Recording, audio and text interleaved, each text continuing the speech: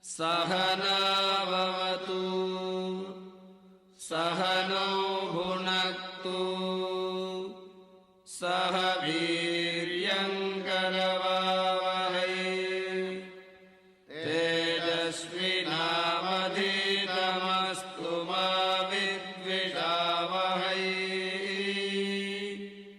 Om Shanti Shanti Shanti. Om, may we be protected and nourished. May we work together with great strength. May our study be fruitful and enlightening. Let there be no quarrels among us. Om, peace, peace, peace. Namaskar. Welcome to the Interfaith University's introductory online study program in Practical Vedanta. I'm Dr. Patrick Horn, an initiated disciple in the spiritual lineage founded by Swami Vivekananda. This 10-part course explores the global history, core concepts, key texts, essential practices, and influential personalities of this ancient sacred philosophy. The topic for this session of processes and practices is devotion. You will learn about different modes of bhakti and the methods and goal of discipleship, according to Swami Vivekananda, his guru, and monks of the Ramakrishna Order.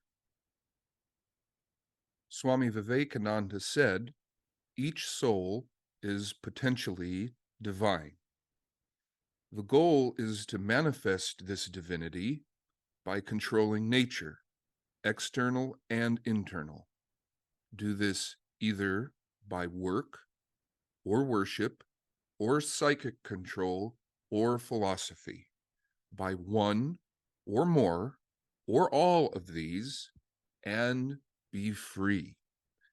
This is the whole of religion. Doctrines or dogmas or rituals or books or temples or forms are but secondary details. We take in all that has been in the past, enjoy the light of the present, and open every window of the heart for all that will come in the future. When Swami Vivekananda says worship, he means bhakti, or love and devotion. Therefore, now bhakti will be explained. Bhakti means devotion, attachment to God, and reverence. The Bhakti Sutra is attributed to the Deva Rishi, Narada, whose name means wisdom giver. Some say that he is the son of the creator, Brahma, and wife Saraswati. He is a devotee of Vishnu, a traveling musician and storyteller. He is wise, mischievous, comical, the master of all knowledge and religious rites, an eloquent interpreter, a messenger among the gods, and the first journalist. He defines bhakti as authentic love for this, sattvasmin paraprema rupa. Swami Prabhavana says, Narada does not use the word God, but the indefinite neuter pronoun this. One reason is that he wished his teachings to be completely non-sectarian. God, the ultimate reality, is to be experienced with the opening of divine sight. Narada avoids defining God anywhere in this sutra, because to define is to limit God. Furthermore, when a man experiences God, he is unable to express him in terms of relative experiences. Bhakti is of two kinds.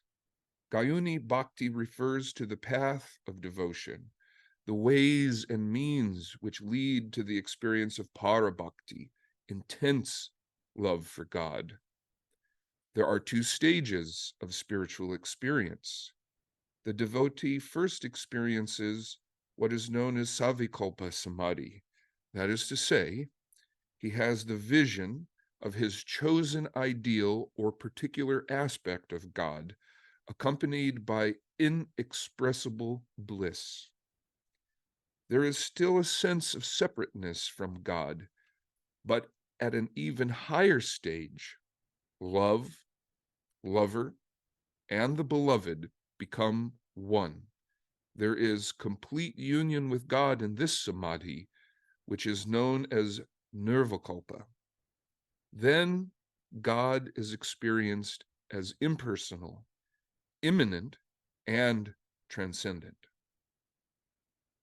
Swami Vivekananda says, Bhakti is already well known to all.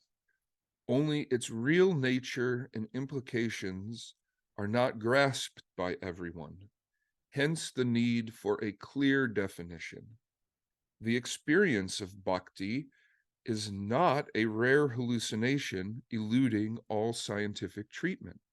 It is a common experience of all devotees, and as such, it deserves careful consideration at the hands of all lovers of truth and is fit to be made the subject of rational inquiry. Swami Vivekananda says bhakti yoga is a real, genuine search after God, a search beginning, continuing, and ending in love. One single moment of the madness of extreme love to God brings us eternal freedom. The one great advantage of bhakti is that it is the easiest and the most natural way to reach the great divine end in view. Its great disadvantage is that in its lower forms, it oftentimes degenerates into hideous fanaticism. That singleness of attachment, nishtha, to a loved object, without which no genuine love can grow, is very often also the cause of the denunciation of everything else.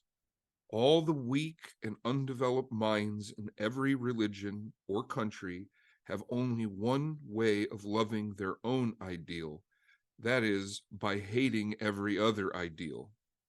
Herein is the explanation of why the same man who is so lovingly attached to his own ideal of God, so devoted to his own ideal of religion, becomes a howling fanatic as soon as he sees or hears anything of any other ideal. This kind of love is somewhat like the canine instinct of guarding the master's property from intrusion. Only the instinct of the dog is better than the reason of man, for the dog never mistakes its master for an enemy in whatever dress he may come before it. Again, the fanatic loses all power of judgment. But this danger exists only in that stage of bhakti, which is called the preparatory, gauni. When bhakti has become ripe and has passed into that form which is called the supreme, para, no more is there any fear of these hideous manifestations of fanaticism. That soul which is overpowered by this higher form of bhakti is too near the God of love to become an instrument for the diffusion of hatred.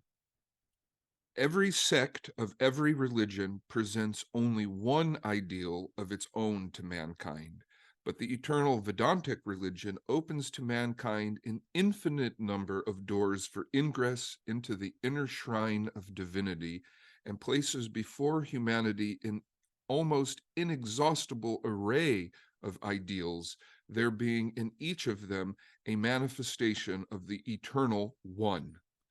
With the kindest solicitude, the Vedanta points out to aspiring men and women the numerous roads hewn out of the solid rock of the realities of human life by the glorious sons or human manifestations of God in the past and in the present, and stands welcomed with outstretched arms to welcome all, to welcome even those that are yet to be, to that home of truth and that ocean of bliss, wherein the human soul, liberated from the net of Maya, may transport itself with perfect freedom and with eternal joy. Bhakti therefore lays on us the imperative command not to hate or deny any one of the various paths that lead to salvation. Yet the growing plant must be hedged round to protect it until it has grown into a tree. The tender plant of spirituality will die if exposed too early to the action of a constant change of ideas and ideals. Many people, in the name of what may be called religious liberalism, may be seen feeding their idle curiosity with a continuous succession of different ideals. With them, hearing new things grows into a kind of disease, a sort of religious drink mania. They want to hear new things just by way of getting a temporary nervous excitement. And when one such exciting influence has had its effect on them, they are ready for another. Religion is with these people a sort of intellectual opium eating, and there it ends. Narada says, arguments are to be avoided because there is no end to them, and they lead to no satisfactory result. Sri Ramakrishna says there are three kinds of devotees: superior, mediocre, and inferior. The inferior devotee says, God is out there. According to him, God is different from his creation. The mediocre devotee says, God is the antarayami, the inner guide. God dwells in everyone's heart. The mediocre devotee sees God in the heart. But the superior devotee sees that God alone has become everything. He alone has become the 24 cosmic principles. He finds that everything above and below is filled with God. Swami Vivekananda says, God dwells in all beings in his infinitude, that is to say, one infinite absolute reality, Brahman, dwells equally in all beings and everywhere. But there is a difference in the degree of manifestations. God's most perfect manifestation is in his devotees.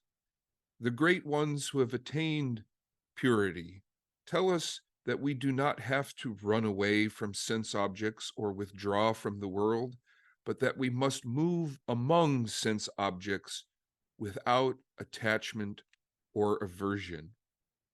The seeker must do three things. He must prostrate before the Guru, which means he must approach him humbly, with a heart full of longing to realize God. Then he must question him. When the Guru instructs him, he should not just accept his words at face value, but try to understand the teachings in order to remove all doubts from his mind. Also, he must give personal service, which also means following his teachings. An aspirant must also live in solitude. This does not mean to live in solitude throughout his life. There is then the danger of becoming self-centered. To live in solitude for some time, or even occasionally, is very important and necessary for monks as well as for householders. While living in solitude, intensify your longing for God. Meditate. Chant the name of the Lord and praise his glory. Study the scriptures and meditate on their meaning. Thus must you pass your time for some while in order that love for God may grow Study of the scriptures is necessary for beginners. Study regularly, then try to understand by meditating upon the teachings, and then live and act accordingly. This is not a teaching for the weak, the fickle, the rude, unenthusiastic, or ill-prepared. The aspirant who is brave, strong, and desires virtue is destined for perfection. There are three treasures for a sincere seeker of spirituality. First, a human birth. Second, a desire for truth and freedom. And third, apprenticeship to an illumined master. Swami Vivekananda said, "Any teaching is to be imparted to those who are competent enough to receive and assimilate it. It should not be spoken before anybody and everybody, because that would not be helpful. Not only that, people who are reluctant will ridicule the teacher. Hence, the necessity of selecting the right type of candidates to whom the teaching is to be imparted. What is the subject matter that is to be taught? Vishaya. Second, for whom is this teaching meant? Or who has got the competence to receive this teaching? Adhikari. Third, what is the objective? Or what is the desired goal? What is the benefit of learning this and going through this practice? Fourth, what is the relation between the teaching and the objective to be attained by following the teaching? It is not meant for mere curiosity mongers, nor for intellectual speculation. Only those who want to shape their lives in accordance with this teaching are competent to know it. There are people who are not satisfied with their present state of life, who feel that there is something lacking in life, but do not know how that lack or imperfection can be removed. That is, they are seeking something, but do not know how to get that. It is for such people that this treatise will be helpful. The idea is, if people are satisfied with their existing condition, there is no desire in them to learn. If people are engrossed in the enjoyment of sense pleasures, they will not feel any inclination to hear about God. The seeker must not misunderstand the goal. Therefore, the aspirant must have a clear direction about how he should proceed, what the pitfalls are, and what the goal is. A mere study of the subject is not enough. After having the knowledge of the path of devotion, one has to practice it for the attainment of the goal. Swami Prabhavananda said, "Everybody does not feel the need for God. Many are satisfied with what the world of mind and senses can offer them. But there comes a time when, through the process of growth and evolution, and also through frustrations in life, a man feels the need for God. If a man attains love for God, this love leads him directly to realize God, experience his oneness with the Lord, the self in all beings, and this is the most natural and easy path." Swami Tyagishananda said, "A study of any subject will appeal only to one who has an intense desire for knowing the subject. It is likely to profit only one who has the capacity to understand, and it is readily practiced only by one who is free from disabilities and possesses the opportunity. A firm faith in the grace of God and in the possibility of escape from the round of birth and death is the only special qualification for the study of the Bhakti Sastra and practice of divine love. Even illiteracy is no bar, nor a previous record of a vicious life. Swami Vivekananda says, an aspirant cannot afford to be careless about his surroundings and associations. While one is still an aspirant in the early stages of spiritual practice, one should not trust oneself in the midst of temptations. Every reason, object, and event that stimulates lower passions must be carefully shunned. Just as a man hankering after health has to be away from unsuitable food, surroundings, and activities, so the seeker after perfection and liberation must place himself in a situation in which he is not exposed to temptations and injurious influences. Again, just as one desiring a strong and agile body has to attend a gymnasium and exercise his body under expert guidance, so also a genuine aspirant after spirituality shall have to resort to a perfect spiritual guide and endeavor in the light of his instructions and example with reverence and readiness to serve him. Swami Prabhavananda says, the spiritual aspirant should try to imitate the lives and actions of the enlightened ones. He should keep his goal always before him, union with God.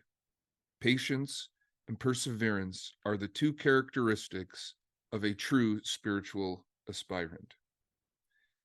Swami Vivekananda said, how are we to know a teacher then? The sun requires no torch to make him visible. We need not light a candle in order to see him. When the sun rises, we instinctively become aware of the fact. And when a teacher of men comes to help us, the soul will instinctively know that truth has already begun to shine upon it. Truth stands on its own evidence. It does not require any other testimony to prove it true. It is self-effulgent. The teachers whose wisdom and truth shine like the light of the sun are the very greatest the world has known, and they are worshipped as God by the major portion of mankind.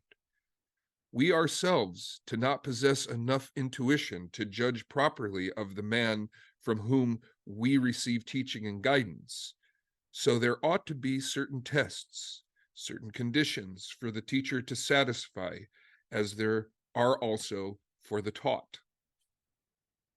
Sri Ramakrishna said, there are three classes of physicians, superior, mediocre, and inferior.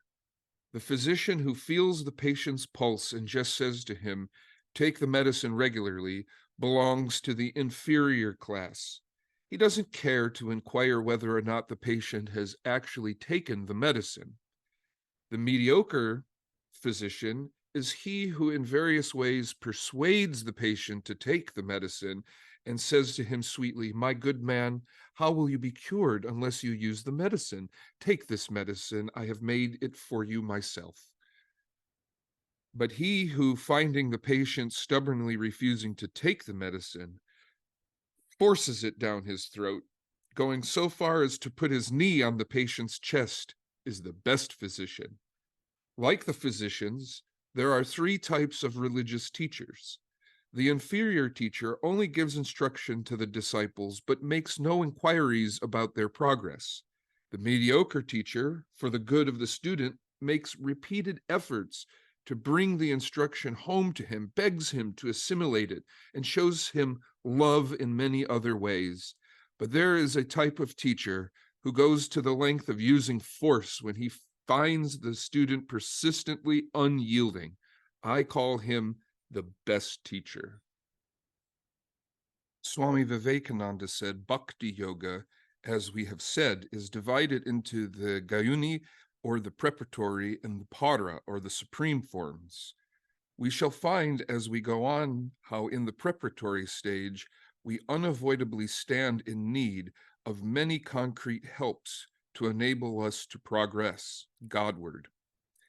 It is also a significant fact that spiritual giants have been produced only in these systems of religion where there is an exuberant growth of rich mythology and ritualism.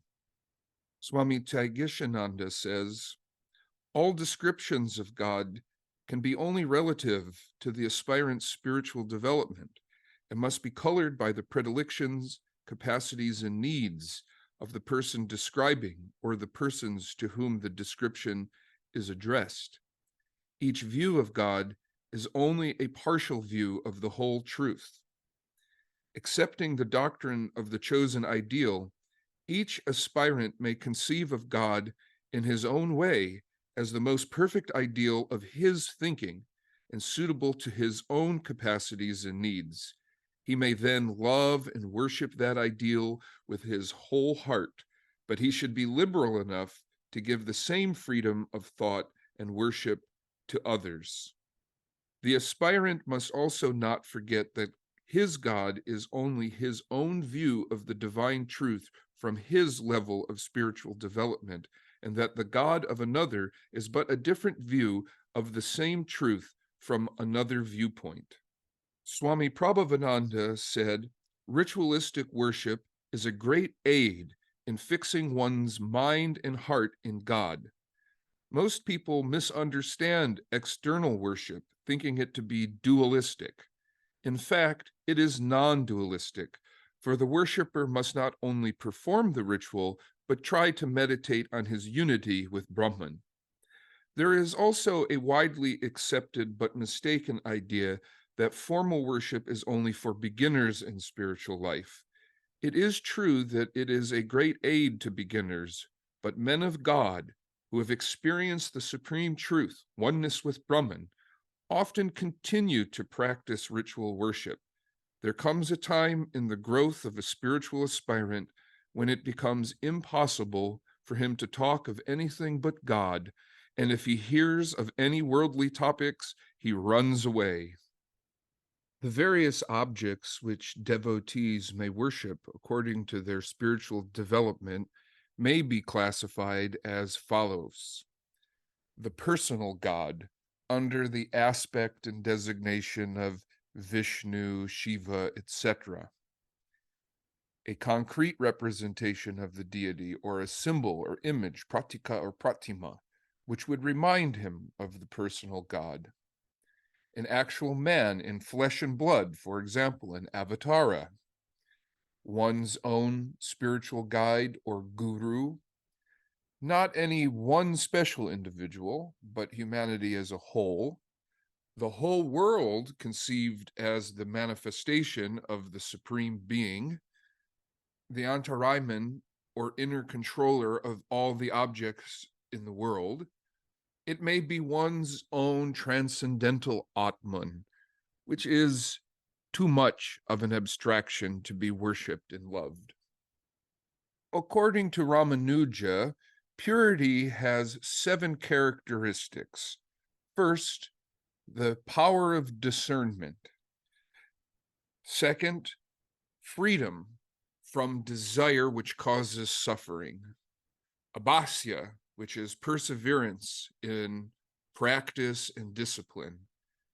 Also action, virtue, cheerfulness, and an absence of excessive hilarity. In other words, don't be a fool. The yamas and niyamas are given as preparatory steps to yoga, defined in Patanjali's Yoga Sutra as control of the activities of the mind. Swami Vivekananda says, renunciation is necessary.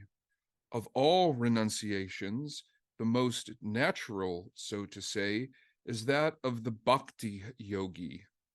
Here there is no violence, nothing to give up, nothing to tear off, as it were, from ourselves, nothing from which we have to separate ourselves violently.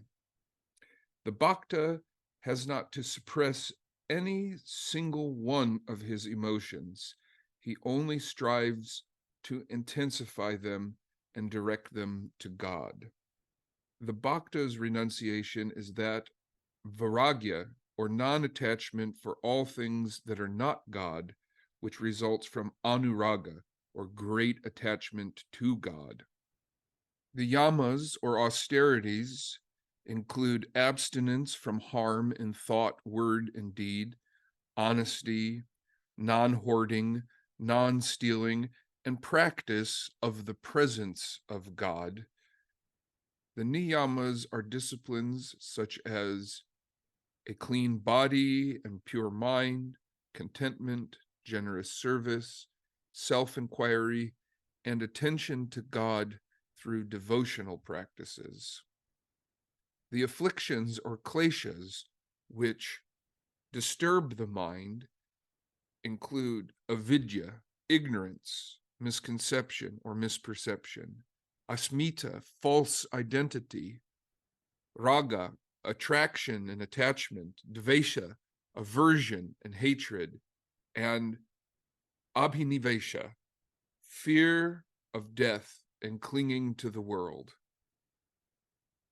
Another aid to bhakti is antavesan, which is holy company, a fellowship of intimate mutual love and spiritual culture.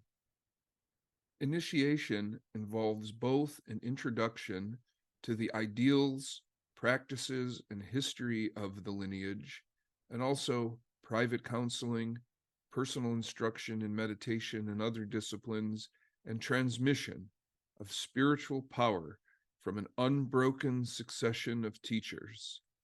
The initiated disciple must be obedient to the guru's directions in a simple lifestyle of religious pursuits and service. The transfer of power can be instantaneous or delayed, or requiring the disciple's effort through techniques and practices, or sadhana. However, Swami Turiyananda says nobody has attained God by sadhana, and nobody ever will. End quote. Sadhana is for the purification of the mind. Swami Tyagashananda says the natural perfection of the human soul is manifested only when the various faculties of the mind are purified and coordinated harmoniously, and spiritual practices are meant to effect this through the cultivation of the various faculties of the mind. Since the doctrines taught by Narada are entirely bereft of all sectarian bias, they may safely be adopted by all religious seekers, irrespective of birth, persuasion, and sect. If any of the teachings of a particular teacher or sect goes against the universal and essential principles set forth, one should be extremely cautious in accepting them, for they are likely to affect injuriously the attainment of the end in view. Difference in opinion is admissible regarding the highest realization, which is indescribable. Swami Prabhavananda says, to attain perfection means to realize oneness with God, or to unfold the divinity which is already within man. Strictly speaking, this perfection is not something to be attained, for the true being, the self, the Atman, is one with Brahman. Only ignorance covers the truth of God within us and obstructs our divine light. This perfection is also moksha, or liberation, which means that when the bonds of ignorance have been cut asunder, a man not only attains freedom from all imperfections and limitations, but also from the law of karma and from birth, death, and rebirth. A disciple must have a strong desire to hear the teaching of a master, to listen, mentally comprehend, and memorize the teaching, to question and test the teaching for a refined and nuanced mental comprehension before the ultimate realization of the truth. According to Vyasa's commentary, Yoga Bhashya, there are stages of practice. The neophyte's first light of dawn becomes the honey stage of delight and truth, and finally the attainment of wisdom, becoming master of the internal and the external. Then there is nothing further to accomplish beyond suffering. Gerald Hurd, co-founder of the Trabuco College of Prayer with Aldous Huxley, which was donated to the Vedanta Society, maps 3 phases of spiritual evolution: the novice, who purges for catharsis; the proficient, who is enlightened and free; and the perfect, established and integrated in the vision of God. He outlines 3 ranks within a monastic society. First, the learners, who serve the senior monks without rule or direction. Second, the educated, residents with a general discipline and a specialization, alternating solitude with group rituals, gardening, and household duties, especially in the dining hall. Third, the doctor proficient, who heals by teaching, a neo-Brahman and bodhisattva, unrestricted by cloistered vows, the incarnate goodwill and conscience of mankind, and the answer to the powers that hypnotize and destroy. Monasticism is a subject of vital interest to every spiritual seeker. If you are an earnest and sincere seeker of God, you are a monastic, whether you know it or not. Swami Vivekananda says, the monk is the religious expert. Swami Swahananda says, the monastics in any religion or in any country are the true rebels of society. There are different motives for monasticism. Some are advanced in knowledge, so renounce everything all at once. Others desire for knowledge, so they study scriptures and practice with the aim of realization. There are those who are avoiding suffering and grief, and those who are facing disease and death. There are 2 paths: those who make formal vows and those who informally renounce. There are 2 ideals: the rishi, who accept everything as divine, the immanence of God, and the ascetics, who include ritualists, those performing austerities, those who wander from place to place, and those who are lifelong celibates. Swami Vivekananda established a structure in New York in 1894 with the stated desire to build a temple universal, envisioned as a college of religious education and spiritual growth with branches in every major city. Quote, my idea is for autonomic, independent groups in different places. Let them work on their own account and do the best they can, end quote. In 1895, he explicitly rejected institutional procedures and hierarchy among his votaries. He said, quote, each one is quite independent to teach, quite free to preach, whatever he or she likes. Individuality is my motto.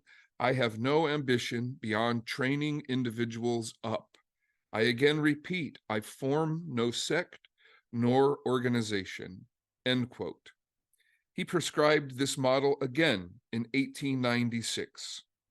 As to the teaching part, my friends will go over this country from place to place, each one independent, and let them form independent circles, end quote.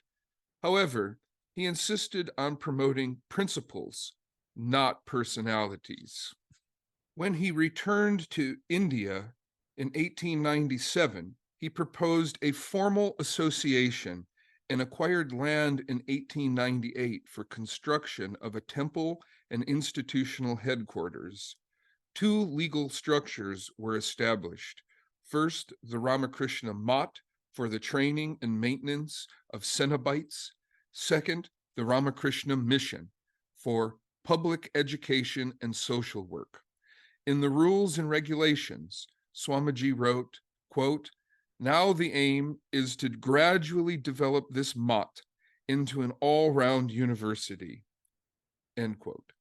He forbade severe austerities, promoted freedom of thought and action among different individuals with unique temperaments, and advocated for principles in action over personality worship and rituals. There was no process of conversion or homogeneous regimen. He said, quote, that Ramakrishna Paramahamsa was God and all that sort of thing. You keep aloof from such attempts. At the same time, if people worship him as God, no harm, neither encourage nor discourage. The masses will always have the person, the higher ones, the principle. We want both, but principles are universal, not persons. Therefore, stick to the principles Ramakrishna taught. Let people think whatever they like of his person, end quote.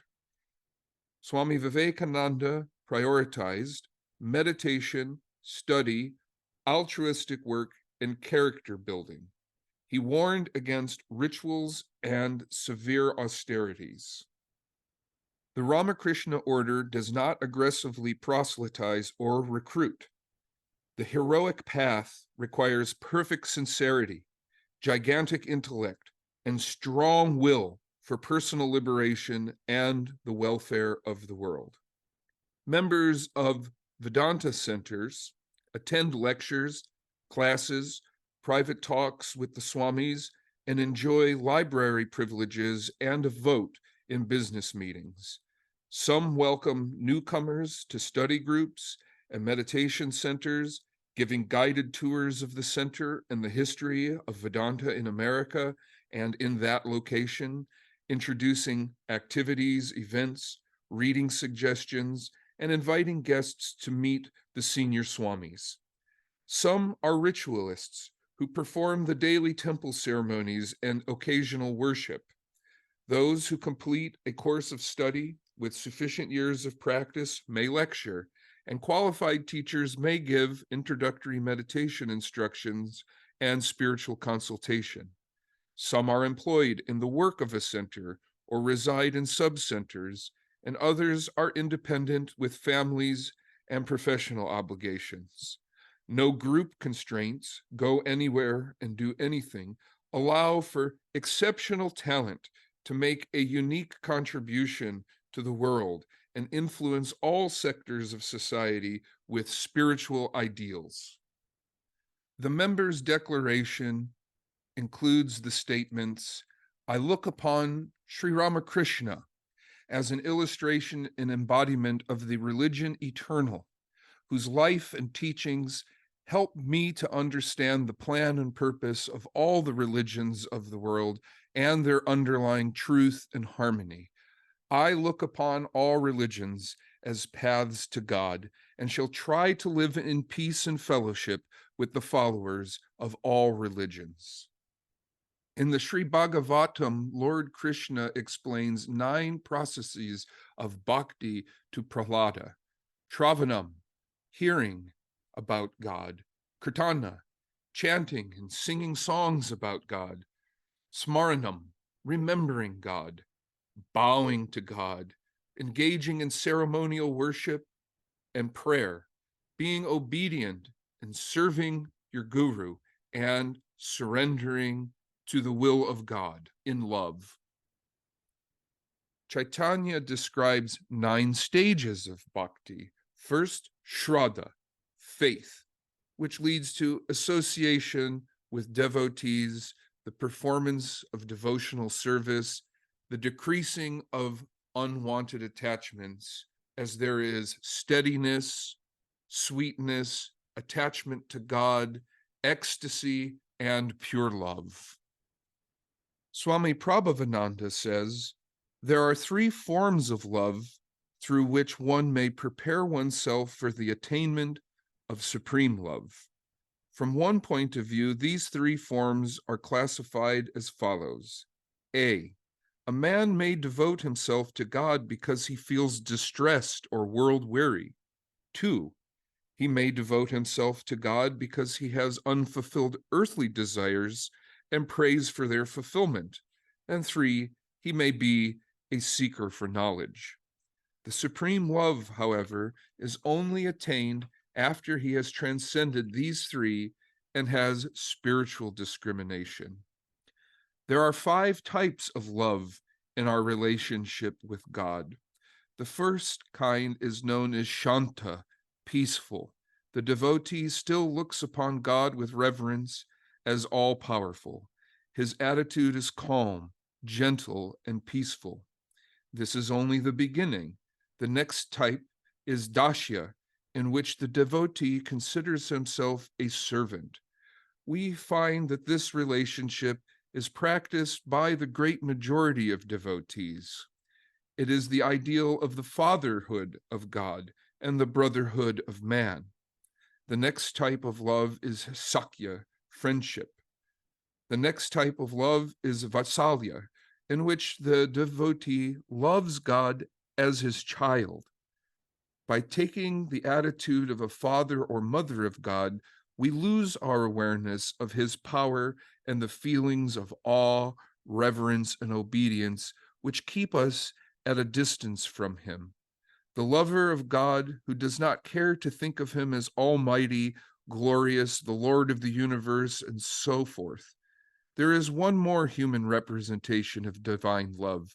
It is known as Kanta or Madhura, sweet. The Lord is the beloved.